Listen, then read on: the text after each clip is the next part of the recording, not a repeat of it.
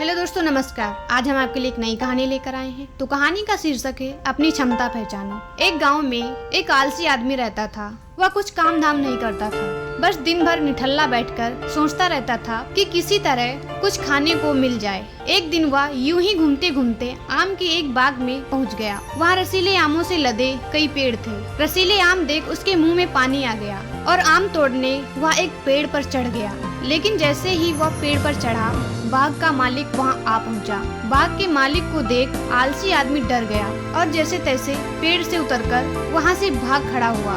भागते भागते वह गांव में बाहर स्थित जंगल में जा पहुँचा। वह बुरी तरह से थक गया था, इसलिए एक पेड़ के नीचे बैठकर सुस्ताने लगा। तभी उसकी नजर एक लोमड़ी पर पड़ी। उस लोमड़ी की एक टांग टूटी हुई थी और वह लंगड़ाकर चल रही थी। लोमड़ी को देख आलसी आदमी सोचने लगा कि ऐसी हालत में भी इस जंगली जानवरों से भरे जंगल में ये लोमड़ी बच कैसे गई, इसका अब तक शिकार कैसे नहीं हुआ। जिज्ञासा में वह एक पेड़ पर चढ़ गया और वहां बैठकर देखने लगा कि अब इस लोमड़ी के साथ आगे क्या होगा। कुछ ही पल बीते थे कि पूरा जंगल शेर की भयंकर दहाड़ से गूंज उठा, जिसे सुनकर सारे जानवर डरकर भागने लगे। लेकिन लोमड़ी अपनी टूटी टांग के साथ भाग नहीं सकती थी। वह वहीं खड़ी रही। शेर लोमड़ी के पास आने लगा। आलसी आदमी ने सोचा कि अब शेर लोमड़ी को मारकर खा जाएगा, लेकिन आगे जो हुआ वह कुछ अजीब था। शेर लोमड़ी के पास पहुंचकर खड़ा हो गया। उसके मुंह में मांस का टुकड़ा था, जिसे उसने लोमड़ी के सामने गिरा दिया। लोमड़ी इत्मीनान से मांस के टुकड़े को खाने लगी। थोड़ी देर बाद शेर वहां से चला गया।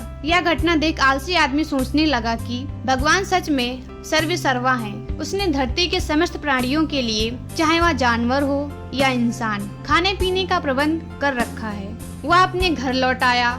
घर आकर वह 2-3 दिन तक बिस्तर पर लेटकर प्रतीक्षा करने लगा कि जैसे भगवान ने शेर के द्वारा लोमड़ी के लिए भोजन भिजवाया था, वैसे ही उसके लिए भी कोई न कोई खाने पीने का सामान ले आएगा। लेकिन ऐसा कुछ नहीं हुआ। भूख से उसकी हालत खराब होने लगी। आखिरकार उसे घर से बाहर निकलना ही पड़ा। घर के बाहर उसे एक पेड़ के नीचे बैठे हुए बाबा दिखाई पड़े। वह उनके पास गया और जंगल का सारा वृत्तांत सुनाते हुए बोला, बाबा जी, भगवान मेरे साथ ऐसा क्यों कर रहे हैं? उनके पास जानवरों के लिए भोजन का प्रबंध है, लेकिन इंसानों के लिए नहीं।